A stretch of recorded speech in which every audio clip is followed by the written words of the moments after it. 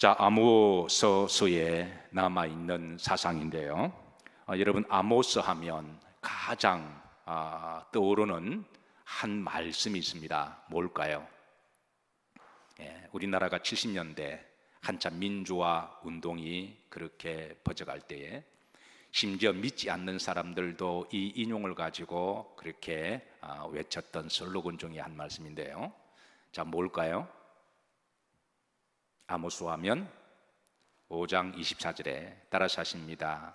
오직 정의를 물같이 공의를 마르지 않는 강같이 흐르게 할지어다. 이 말씀은 워낙 유명한 말씀이어서 믿지 않는 사람들조차도, 소위 민주화 운동을 하는 사람들도 이 말씀을 많이 인용했죠. 그때 하나님께서 우리나라의 기도와 그 열망을 들으시고, 지금은 그래도 완전하지는 않지만 어느 정도의 그래도 민주주의가 그렇게 자리 잡게 되었고, 우리는 그 은혜 가운데 한 사람의 인권의 중요성을 서로 인지하고 존중하면서, 그래서 정의가 물같이 아직은 뭐 콸콸 흐르고 있지는 않지만 그래도 마르지 않고, 그래서 공의가 그렇게 흘러가는 그런 축복된 나라에 살아가고 있음을 믿습니다. 앞으로 우리나라가 이제 더 풍성한 정의가 또 공의가 또 풍성하게 흘러내리는 그런 나라가 되기를 주의 이름으로 기도하십시다. 자, 아모스에 남아있는 사상, 남아있는 말씀이 두 곳이 강조가 되는데요. 오늘 3절입니다. 3절.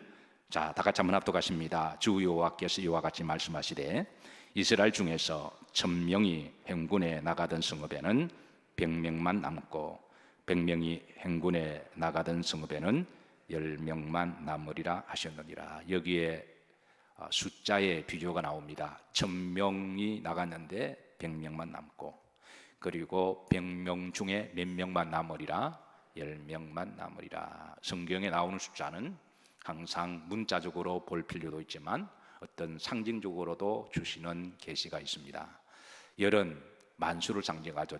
1000, 100, 열. 이거는 꼭 1000명, 100명, 10명이기보다는 어떤 만수를 이야기합니다. 그러니까 이스라엘의 하나님이 택한 모든 백성들 중에 그 중에 이제 1000명이 남고, 그 1000명 중에도 이제 100명이 남고, 100명 중에는 10명이 남았다. 이는 그만큼 남은 자가 적다라는 말씀을 강조하고 있는 거죠. 그러나 비록 적은 수가 10명뿐이라고 할지라도, 소수라고 할지라도 중요한 것은 남아있는 자가 있다라고 하는 거예요. 오늘 이 시대에 여러분 끝까지 믿음에 남아있는 성도들이 되시기를 주의 이름으로 축복합니다. 자, 그리고 또 한 군데 더 있습니다. 남은 자들, 요셉의 남은 자들이라고 비유하고 있습니다. 그러니까 10명의 남은 자는 그 수가 비율적으로 보면 적다라는 말씀을 주시고요. 그 다음에 이제 요셉의 남은 자 15절입니다. 합독합니다. 너희는 악을 미워하고 선을 사랑하며 성문에서 정의를 세울지어다. 만군의 하나님 여호와께서 혹시 요셉의 남은 자를 불쌍히 여기시리라. 자, 요셉의 남은 자는 이게 무슨 의미가 있을까요? 이게 무슨 뜻일까요? 잘 아시다시피 야곱이 12명의 아들을 낳았습니다. 그런데 원래 장자는 루벤이죠. 그런데 루벤은 그릇이 되지 못해서 하나님이 이렇게 가만히 지켜보시고 메네메네 대결 우발하신 여러모로 거울을 달아보니 거울이 되지 못해서 하나님이 결국은 요셉을 택하시고 그 시대의 영적인 장자로 세우셨습니다. 출애굽 시대의 영적인 장자는 요셉이었는데요. 잘 아시다시피 그 애굽의 시대는 불신앙의 시대죠. 우상의 시대입니다. 죄악이 관영하던 시대입니다. 그러나 그런 시대에도 요셉은 포로로 잡혀갔고 종이었지만, 그러나 그가 끝까지 믿음을 붙들고 기도하고 여호와를 앙망함으로 하나님께서 그를 이제 높여주셨습니다. 그래서 그가 애굽의 총리가 되죠. 요셉은 애굽의 총리가 되었을 때에 그의 믿음은 더욱더 빛이 났습니다. 보통 사람들은 높은 자리에 올라가면 그것으로 땡처리 해버리고 이때를 위함이 아니냐, 자기를 위함이 아니냐, 자기를 막 드러내고 그렇게 하는데요. 근데 요셉은 그가 애굽의 총리가 되고 그의 믿음은 더욱더 빛을 나게 되었고 하나님의 영광을 드러냈습니다. 요셉은 분명한 미션을 가지고 그의 직위를 잘 지켜나가는데요, 그래서 요셉의 가지가 담을 뻗어 나간 것처럼 요셉 주변에 요셉으로 말미암아 많은 사람들이 축복을 받습니다. 자, 이런 요셉의 믿음을 보시고 하나님이 요셉을 영적인 장자로 택하시는데, 비록 요셉은 막내라고 할지라도 11번째 아들이죠. 12번째는 베냐민이고, 근데 거의 막내입니다. 근데 막내라고 할지라도 집안에서 가장 낮은 자를 그렇게 장자로 하나님이 세우셨습니다. 그런데 이 요셉이 죽고 난 다음에 히브리 민족들에게 핍박의 시대가 다시 불어왔습니다. 무수한 고난의 시대, 환난의 시대가 다시 찾아온 거죠. 이런 시대에 많은 사람들이 또 하나님을 떠나게 돼요. 환난과 핍박이 있을 때에 많은 사람들이 이제 믿음에서 떠나고 하나님을 떠나게 됩니다.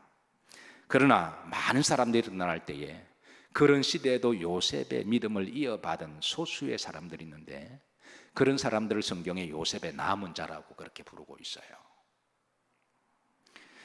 요셉의 남은 자들 중에 대표적으로 두 종류를 소개합니다. 첫째, 따라서 하신 아므람. 여러분 아므람이 누군지 아시나요? 아므람의 가족들이 남아있는 가족이었고 사람이었는데요. 자, 아므람이 누굴까요? 약간 좀 헷갈리시면 요게벳은 여러분 잘 기억하시죠? 요게벳은 누구의 어머니인가요? 모세의 어머니죠. 그리고 그의 가문에 또 다른 이제 모세의 누이 미리암이 있었습니다. 만약에 이 아므람, 요게벳, 미리암이 없었다면 모세는 나일강에서 아그밥이 되었을 거예요. 그런 시대에도 하나님이 믿음의 패밀리를 남겨두셨는데, 바로 요셉의 남은 자들이 바로 그 아므람의 패밀리입니다. 그러니까 시대가 아무리 불신앙과 핍박과 혼란인 시대가 할지라도 하나님은 소수지만 남아있는 자를 남아있게 하신다라는 거예요. 오늘 이 시대에 여러분 남아있는 성도들이 되시기를 주의 이름으로 축복합니다. 옆으로 보시면서 잘 남아 계십니다. 서로 인사하시죠. 자, 요셉의 남은 자들 중에 한 사람을 더 소개합니다. 산파들입니다. 출애굽기 1장 15절에 보면 대표적으로 두 사람을 소개하는데요, 다 같이 한번 합독하시죠. 애굽 왕이 히브리 산파 시브라라 하는 사람과 부하라 하는 사람에게 말하여, 그랬습니다. 두 사람이 나오죠. 두 여인입니다. 당시 산파들은 애굽 시대에 가장 미친한 계급으로 분류가 되었어요. 그러니까 지금은 이제 베이비를 받는 사람은 이제 닥터 취급을 받고 상당히 이렇게 존경을 받고 그렇지만, 그 당시는 온몸에 피를 묻히는 그런 작업이었기 때문에 그런 이들은 아주 미천한 노예들에게 일을 시켰습니다. 자, 그러나 이런 미천한 계급 중에도 믿음으로 남아있는 자들이 있음을 소개하는 거죠. 출애굽기 1장 16절부터 21절까지 이제 바로가 남자이면 다 죽이라, 만약에 살려주면 너희들이 죽는다라고 그런 서슬프른 명령을 내릴 때, 칙령을 내렸을 때에 17절입니다. 다 같이 합독하십니다. 그러나 산파들이 하나님을 두려워하여 애굽 왕의 명령을 어기고 남자 아기를 살린지라. 여기에 남자 아기들 단수입니까? 복수인가요? 복수입니다. 그러니까 모세만 살린 게 아니라 일단 이 두 사람의 손에 들어가면 어떻게든 살리려고 애를 썼다라는 거예요.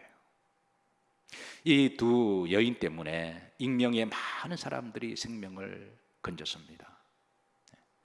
만약에 그 가운데 하나라도 발각되면 자기들이 죽어야 함에도 불구하고 이들은 목숨을 걸고 믿음을 지키고 영맥을 이어갔던 요셉의 남은 여인들입니다. 그래서 그렇게 자주 하다 보니까 어느 날 이 부분이 발각이 되었어요. 그래서 18절에 보면, 자, 애굽 왕이 합독합니다. 애굽 왕이 산파를 불러 그들에게 이르되 내가 어찌 이같이 남자 아기들을 하려느냐, 꼬리가 길면 밟힌다고. 그래서 이것이 바로 왕에 들어가서 추궁을 합니다. 얼마나 무섭고 떨렸을까. 여러분 법정에서 본 적 계시나요? 내가 아무런 잘못이 없어도 법정에 서면 이게 말 한마디 까딱 잘못하면 그냥 어떻게 될지 모르기 때문에 그게 얼마나 불안하고 떨었을까요? 자, 이때 산파들이 말합니다. 19절 20절에 보면 이제 담대하게 그렇게 대답을 하고, 그 근거를 21절입니다. 다 같이 합독하십니다. 그 산파들은 하나님을 경외하였으므로. 하나님을 뭐하였다? 경외하였다. 17절에 다시 말씀 보십시오. 산파들은 애굽 왕보다도 하나님을 더 두려워하고 하나님을 더 경외했다. 하나님이 그들의 믿음을 보시고 내가 따라 사십니다. 죽으면 죽으리라.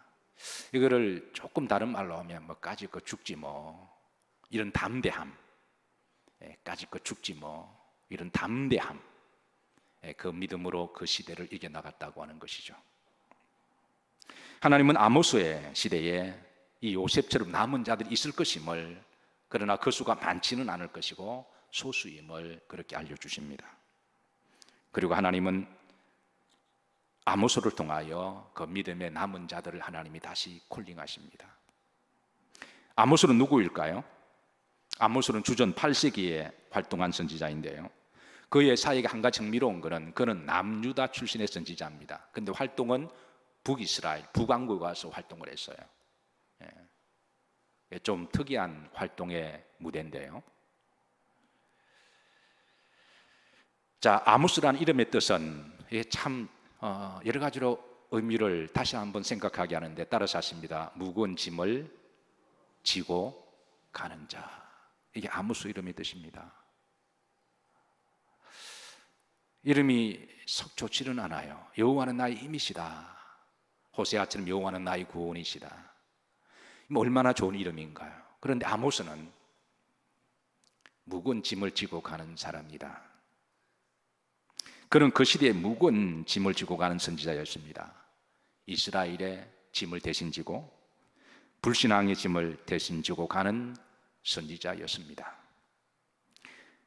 그런데 우리는 이 아모스 선지자를 통해서 앞으로 오실 메시아의 예표를 보게 됩니다. 요한복음 1장 29절에 보시면 예수님께서 나오시자 보라, 세상 죄의 짐을 지고 가는 하나님의 어린 양이로다.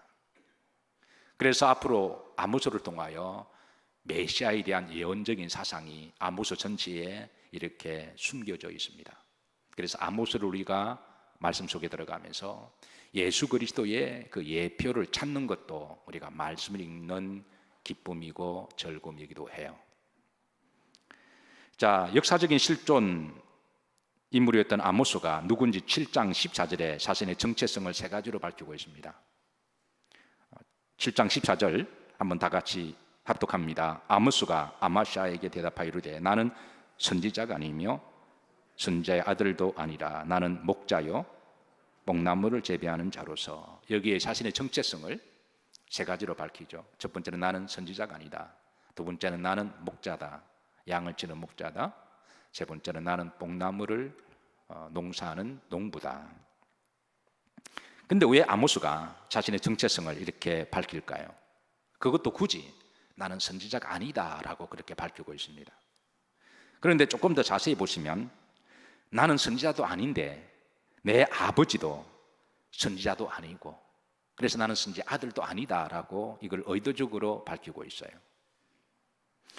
왜냐하면 그 앞에 아마시라고 하는 사람이 나오는데요, 이 아마시라고 하는 사람은 시대마다 거짓 선지자가 있듯이 이 사람은 거짓 선지자입니다.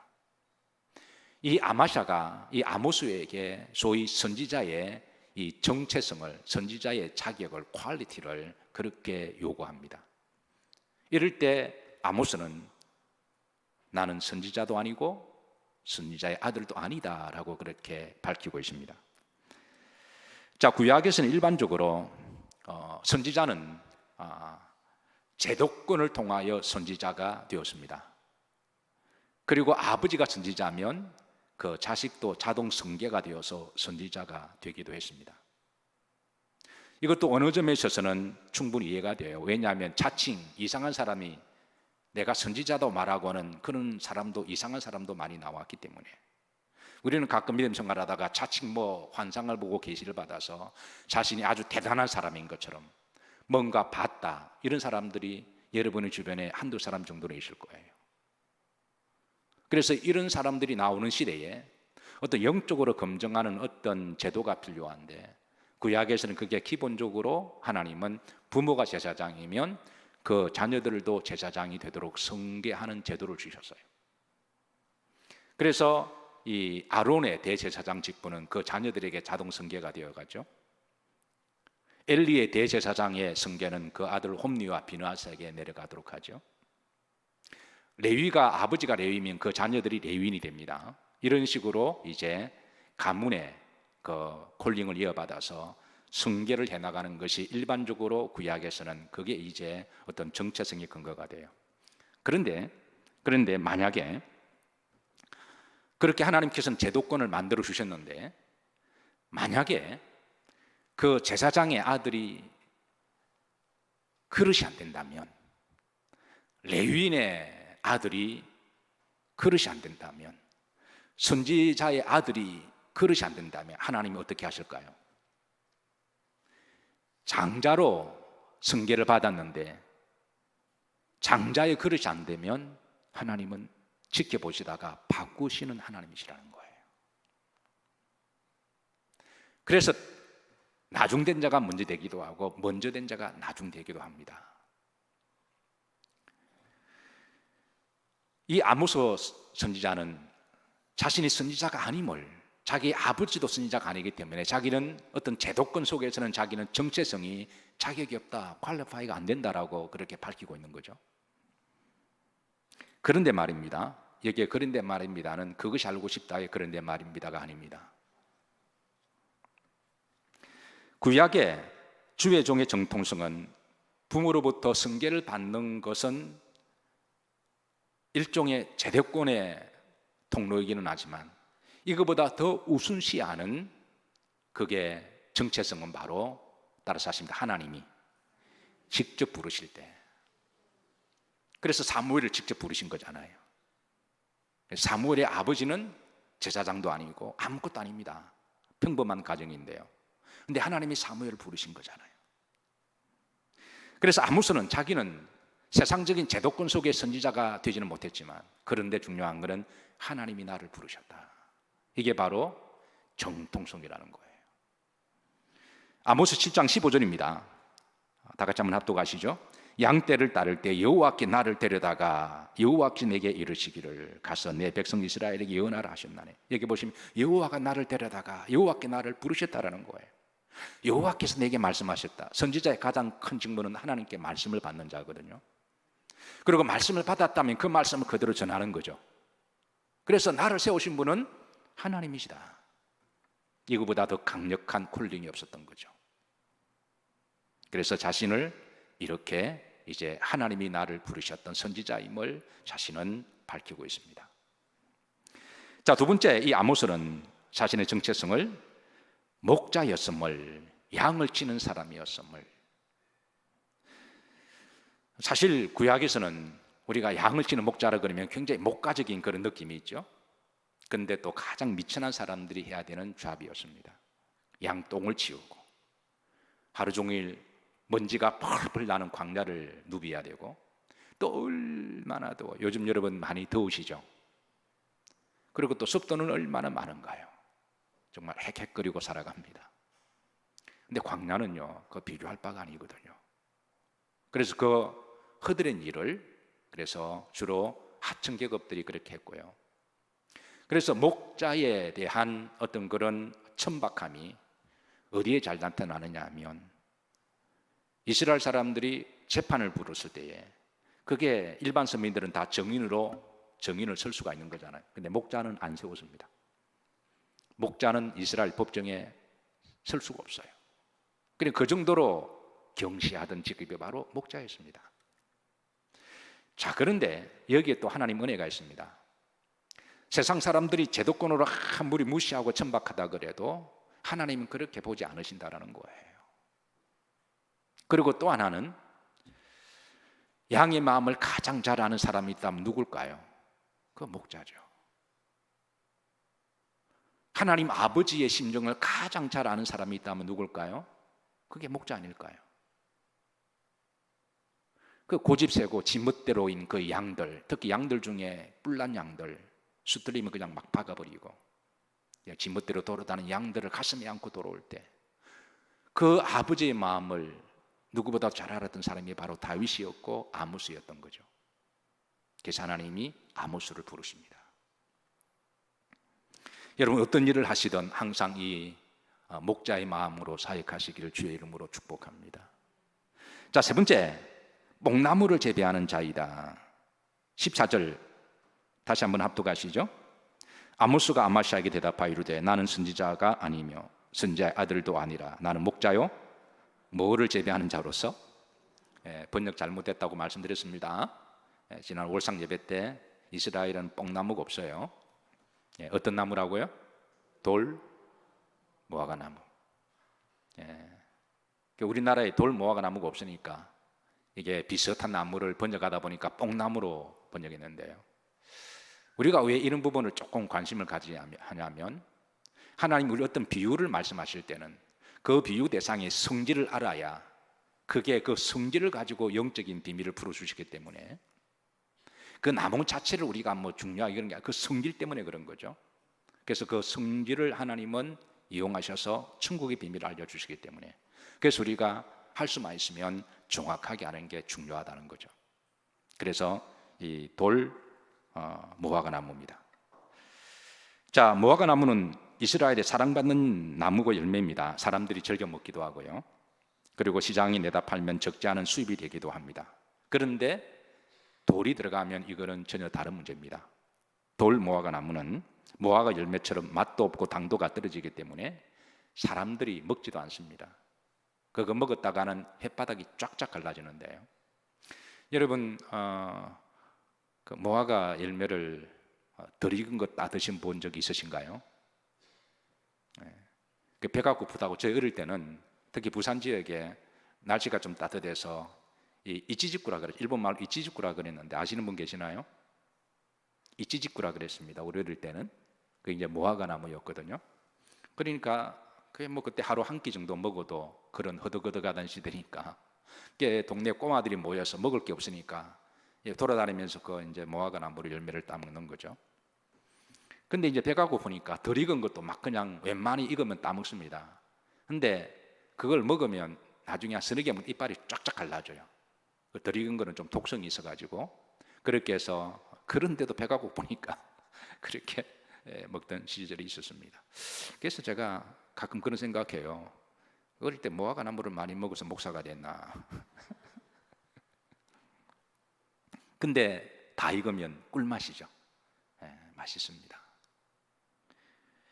그런데 이 돌 무화과 나무는 그게 단맛도 없고 맛도 별로 없기 때문에 그거 먹으면 햇바닥이 쫙쫙 갈라지기 때문에 사람들이 먹지 않았어요.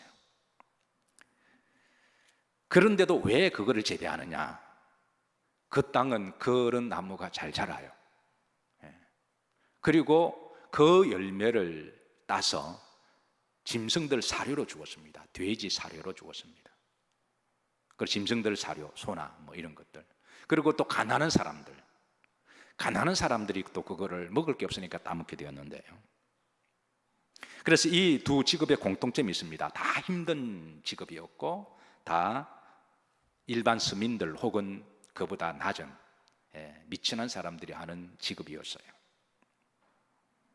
그런데 이 두 직종은 이게 서로 같이 할 수 있는 직종은 또 아니에요. 가령 예를 들어서 이스라엘은 지형적으로 이 동쪽에는 주로 양을 치는 지형입니다. 동쪽에는 이 돌 무화과 나무가 자라는 땅이 아닙니다. 이 돌 무화과 나무는 그 특성상 이제 서쪽 해변가 그 평지에서 자라는 이 농산물이거든요. 그래서 어떤 사람은 성경을 얼핏 보고 어느 정도 얼핏 아는 분들은 이게 어떻게 가능하냐? 이게 양을 치려면은 동쪽에서 쳐야 되고, 그리고 이 돌 무화과 나무를 재배하려면 저 서쪽으로 해야 되는데 그 사이에는 또 산맥이 있죠. 중앙 산맥이 쭉 내려다 있습니다.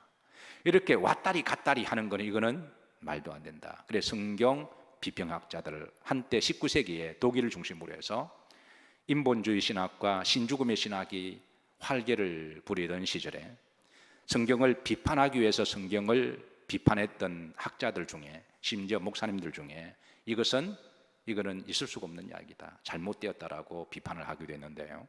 근데 이제 나중에 드러난 거에 하면은 여름에는 이 아모스가 동쪽에서 양을 치고, 그리고 겨울이 되면 서쪽에 가서 무화과 나무를 재배한 것이, 그러니까 돌 무화과 나무가 재배한 것이 그렇게 밝혀졌어요.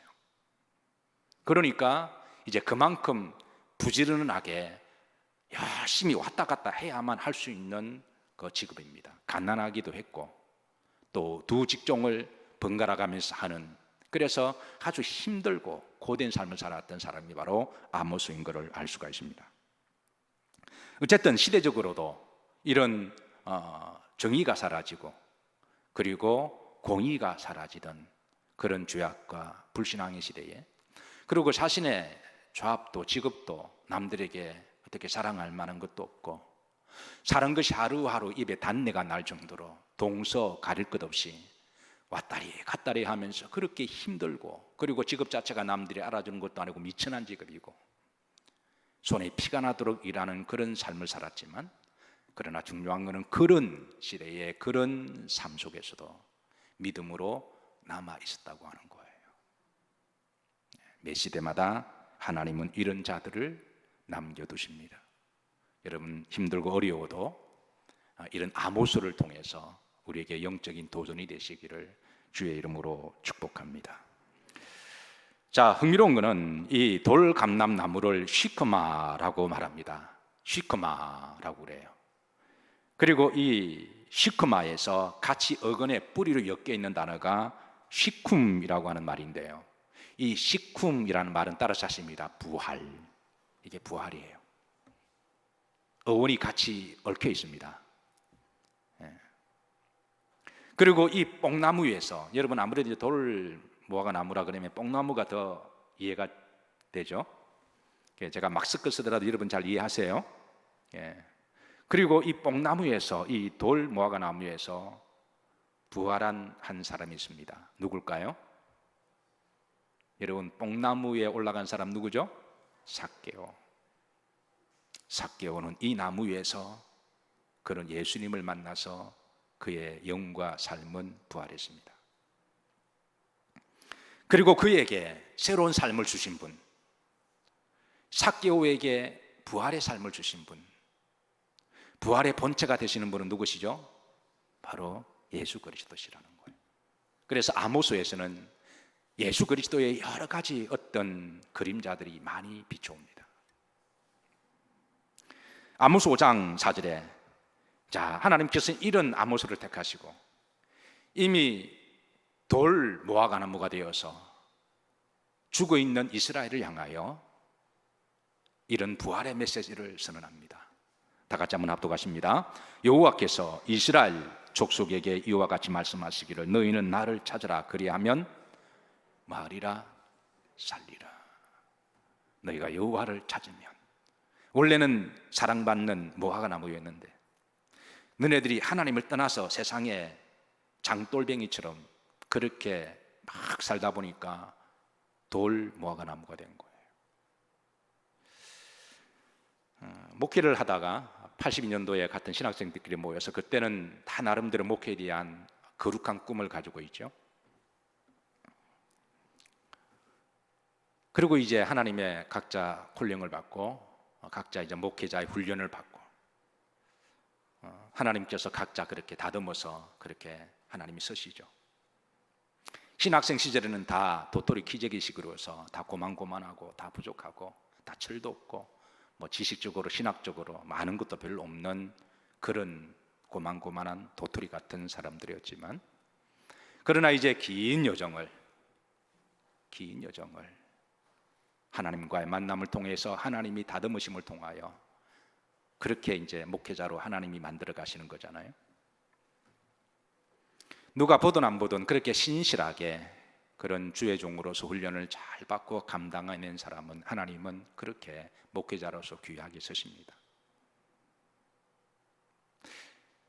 그런데 신학생들 중에도 머리가 나쁜 학생들은 아니니까 기본적으로 머리가 잘 돌아가는 아이들 중에 너무 머리를 돌려서 한 바퀴 획가닥 더 돌리는 아이들이 있었습니다. 그러니까 머리가 나빠서가 아니라 머리가 어느 정도 굴리다가 적당한 선에서 스탑을 하고, 그리고 목회자가 가야 할 길을 가는 게 목회자가 가는 길이죠. 근데 어떤 학우들은 그냥 한 바퀴를 더 돌립니다, 세상 사람처럼. 그래서 굉장히 자기가 똑똑한 것처럼 그렇게 그냥 경계도 없고 그냥 막 머리를 굴리면서 그렇게 소위 목회를 한다고 목회하는 친구들이 있어요. 극히 일부입니다, 일부. 그 중에 한 친구가 나이 50 중반쯤 즈음에 와서 우연찮게 이제 저를 만났는데요. 신학교 학우 때니까 나에게 하는 말이, 우리끼리 만나면 이제 김 목사, 이 목사 이렇게 부르니까 신 목사, 제가 성을 이야기해 버렸네요. 의도적입니다. 이름은 말하지 않겠어요. 그 신 목사라는 친구가 내게 와서 내게, 김 목사, 나는 목회를 하면서 장돌뱅이처럼 목회를 했다라는 거예요. 너무 인간적으로 머리 굴리고 목회하다 보니까 나는 이제 더 이상 소망도 없고 그냥 장돌뱅이다. 목사 입에서 그렇게 말이 나오는 거는, 이거는 듣는 사람도 가슴도 아프고 본인도 장돌뱅이가 되었다고 하는 게 얼마나 마음이 아팠을까요? 그래서 그 말을 듣고 그냥 어떤 말도 할 수가 없어서 그냥 듣고만 있었던 기억이 있습니다.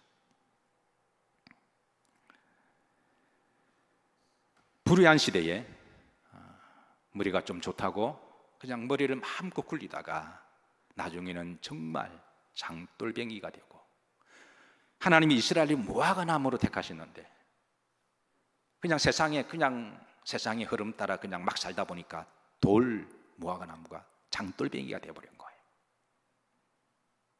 참으로 가슴 아픈 이야기죠. 근데 하나님은 다시 아모스 선지자를 세워서 부활의 복음을 전합니다. 이와 같이 말씀하시기를, 너희는 나를 찾으라. 그리하면 뭐하리라? 그 돌 감람나무도 참 감람나무가 될 수가 있고, 돌 무화과나무도 좋은 무화과나무가 될 수가 있다는 거예요.